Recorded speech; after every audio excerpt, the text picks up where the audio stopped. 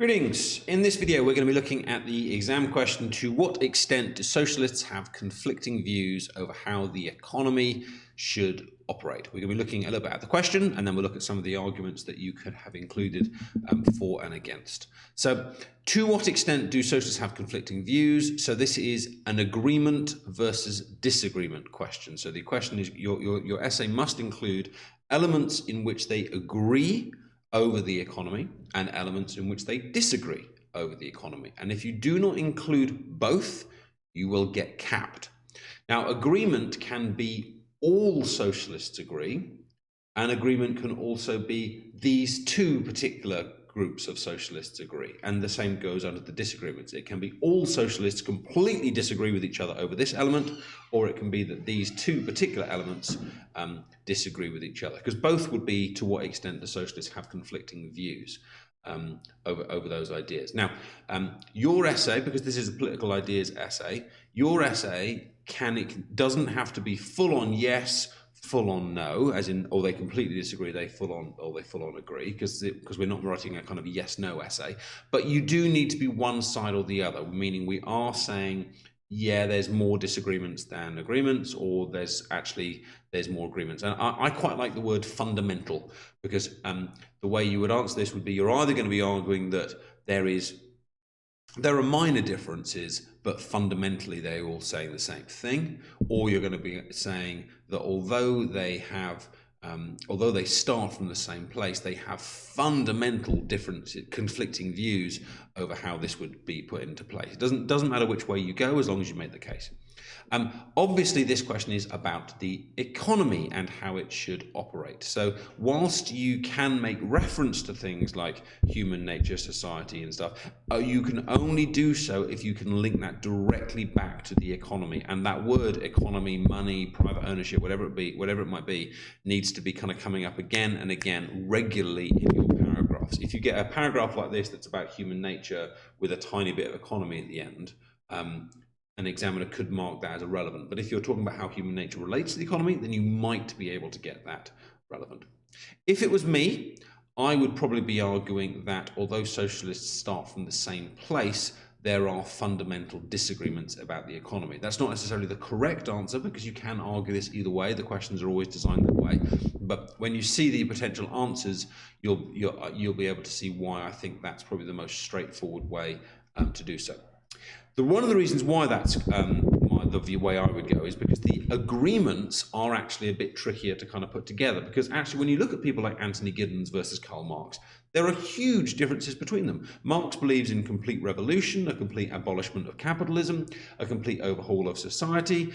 You get rid of kind of private ownership, whereas Giddens believes in more or less kind of capitalism, working within existing systems, not taking things into private ownership. And when you look at those two, you're struggling to find agreement between those two. Arguably, one is a modern liberal, really, and the other one is a almost borderline revolutionary kind of communist. And so to find agreement between them is quite tricky, and that's one of the reasons why I would be kind of saying, well, they might start from a same place of kind of social principles, but actually they shift off very, very quickly. But there are some agreements. They all agree that the economy is important, as the economy helps to determine kind of quality of life and the opportunities that kind of people have. Not a particularly major point, but they all do talk about the economy. They all have views on it. They all think the economy is very, very important.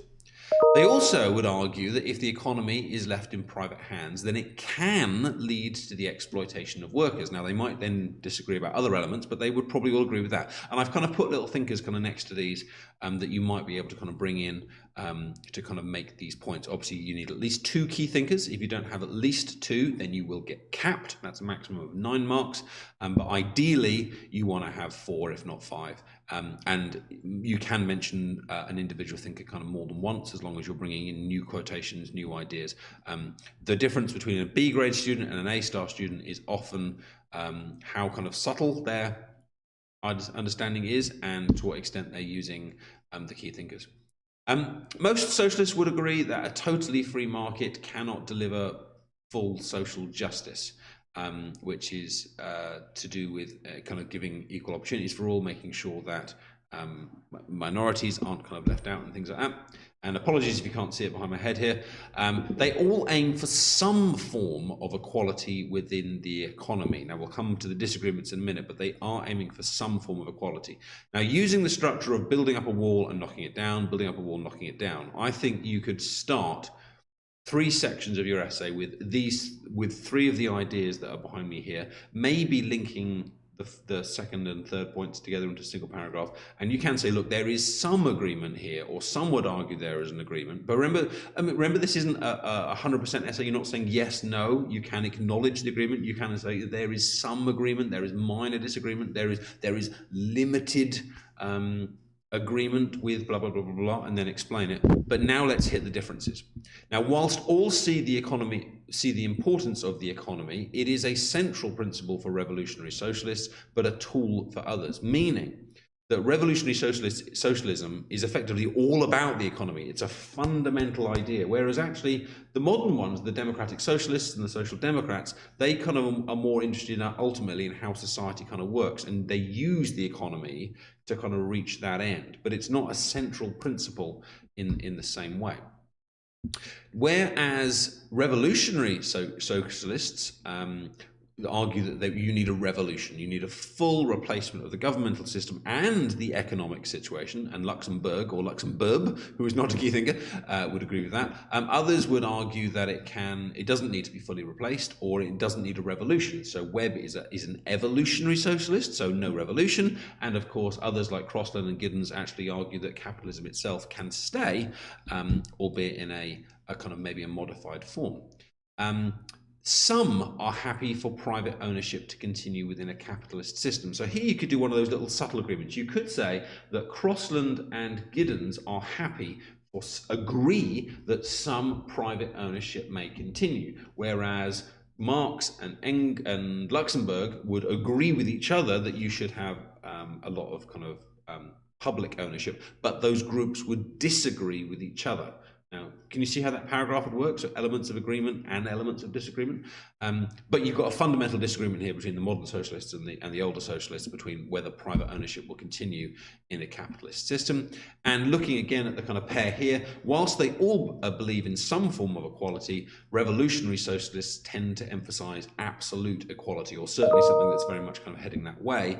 But social democrats emphasize the equality of opportunity and social justice, rather than kind of like a full economic opportunity equality between individuals. So hopefully that gives you the clear ideas about the kind of things you could have brought in, the thinkers you could have brought in, getting some quotations, getting some examples, etc., etc.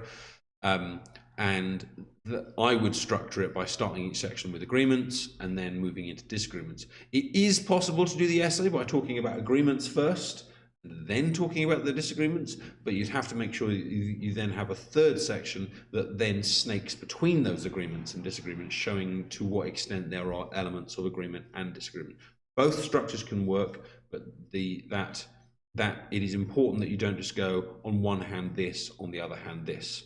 It does have to have a comparative element, which is why I think it's going to be easier to go straight from one to the other, building up the wall, knocking it down, and so on. Hope that was useful. You should now be able to go and see your own individual feedback video if you haven't already, and I'll see you on the next one.